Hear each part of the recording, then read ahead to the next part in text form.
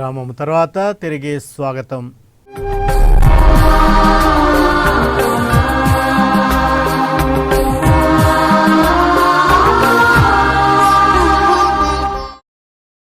అబ్రహాము దేవుడను, ఇస్సాకు దేవుడను, యాకోబు దేవుడను అనటంలో మరొక అర్థము మనకు అక్కడ స్పష్టంగా కనపడుతూ ఉంది. ఒకటి, వారితో ఉన్నవాడను ఇప్పుడు నీతో కూడా నీ ప్రజలతో కూడా ఉంటానని చెప్తాము. మరొకటి, ఆనాడు వారికి ఏమి వాగ్దానం చేశానో ఆ వాగ్దానాలను మర్చిపోక నెరవేర్చు దేవుడను, విశ్వాసపాత్రుడైన దేవుడను, చేసినటువంటి వాగ్దానాలకు కట్టుబడి ఉండువాడను అనే యొక్క భావము అక్కడ మనకు స్పష్టంగా కనపడుతూ ఉంది. కనుక దేవుడు విశ్వాసపాత్రుడు, నమ్మదగినవాడు, ఎల్లప్పుడూ కూడా తన మాటకు కట్టుబడి తన వాగ్దానాలను నెరవేర్చువాడు.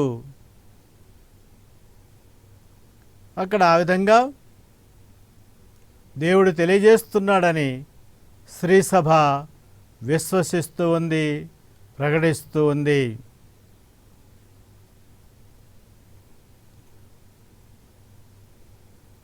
అక్కడ మరొక విషయాన్ని కూడా మనం పరిశీలించవచ్చు, గమనించవచ్చు. ఇదిగో ప్రజలను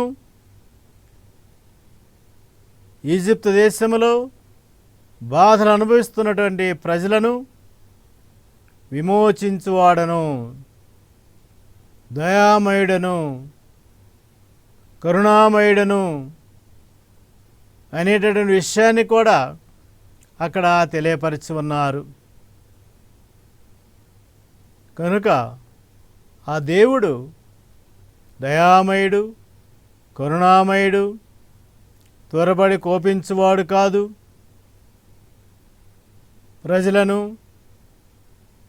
నిర్దయగా త్రోసిపుచ్చువాడు కాదు, తిరస్కరించువాడు కాదు, నశింపజేయువాడు కాదు, శిక్షించువాడు కాదు అని అక్కడ తెలియజేస్తూ ఉన్నారు. ఇదిగో నా ప్రజలను నీవు విమోచించాలి, కనుక వారి విమోచనకు, విముక్తికి ఆయన కట్టుబడి ఉన్నాడు. కారణము ఆయన కరుణామయుడు, దయామయుడు.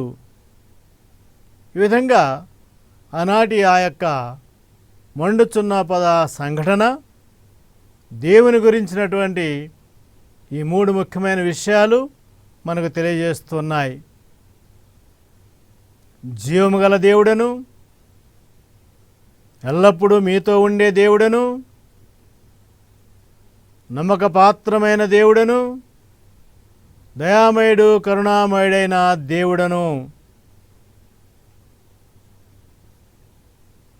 ఇది మనము విశ్వాస సంగ్రహము ప్రారంభంలోనే మనం గుర్తించవలసినటువంటి, విశ్వసించవలసినటువంటి విషయము.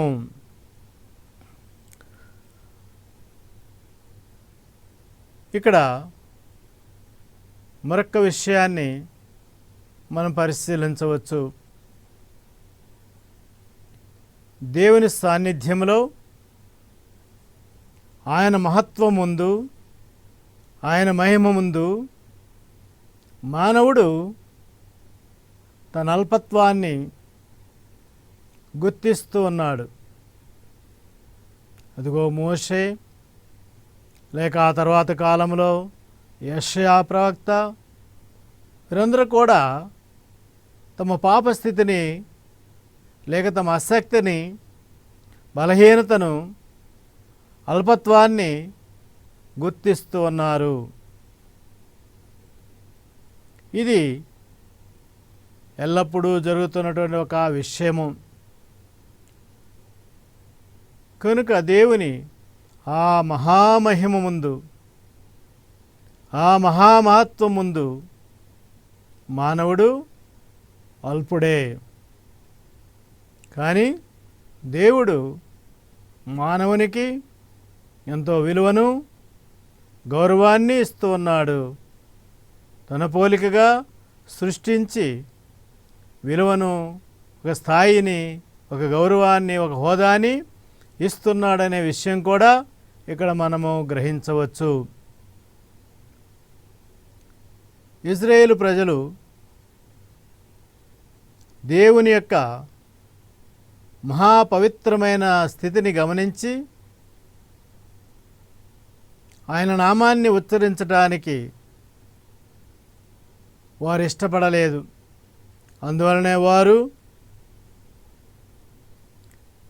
దేవుని ఆయన పేరుతో పిలవటం కాక, అనగా యావే అని పిలవటం కాక, ఎక్కువగా ప్రభు అని సంబోధించారు. ప్రభు అనే పదాన్ని దేవునికి వాడారు. దేవుడు తెలియపరిచిన ఆ నామాన్ని వారు వాడుటకు ఇష్టపడలేదు. ప్రభు అని, ఇక ఆ తర్వాత కాలంలో వేరువేరు నామాలతో, పేర్లతో ఆయనను పిలిచారు, కొలిచారు. సత్యము ద్వారా మనం గుర్తించవలసినటువంటి విషయములు, మనం తెలుసుకోవలసినటువంటి విషయములు, మనం ఆచరించవలసిన విషయములు కొన్ని చూద్దాం. మొదటిది, దేవుడు ఒక్కడే అని విశ్వసించినంత మాత్రాన చాలదు. ఆయనను మాత్రమే మనము పరిపూర్ణమైన ప్రేమతో, సంపూర్ణ ప్రేమతో మనం ప్రేమించినట్లయితే ఫలితాలను చూడగలం.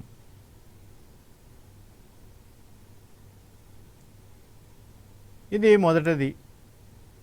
అలాగే దేవుని మహత్వాన్ని తెలుసుకొని, దేవుని గొప్పతనాన్ని తెలుసుకొని, దేవుని గొప్ప మహిమను తెలుసుకొని ఆయనను సేవించాలి, ఆరాధించాలి.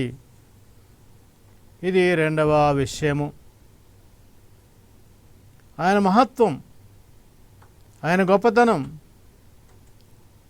గుర్తించినప్పుడు, మన అల్పత్వాన్ని మనం గుర్తించినప్పుడు తప్పకుండా ఆయనకు మనము సేవ చేయాలి, ఆయనను ఆరాధించాలి. కనుక దేవుని విశ్వసిస్తున్నాను అని చెబితే ఆయనను తప్పకుండా ఆరాధించాలి, ప్రేమించాలి, ఆరాధించాలి. ఇక మూడో విషయం మనకి ఇక్కడ కృతజ్ఞతా భావముతో మెలగాలి. ఆ దేవదేవుడు మనం అడగకుండానే తను తాను తెలియపరుచుకుంటూ, తన ప్రేమను తెలియపరుచుకుంటూ, తన విశ్వాస పాత్రతను తెలియపరుచుకుంటూ, మన ఎడల తనకున్న ప్రేమను, దయను తెలియపరుచుకుంటూ అనేకమైనవి మనకు అనుగ్రహిస్తున్నారు. కాబట్టి ఈ పరలోకాన్ని, భూలోకాన్ని మనకు ఏర్పాటు చేశారు. కాబట్టి మనం ఎల్లప్పుడూ కృతజ్ఞతా భావముతో మెలగాలి. ఆయన ఎల్లప్పుడూ కృతజ్ఞత కలిగి ఉండాలి అని శ్రీ సభ మనకి బోధిస్తుంది.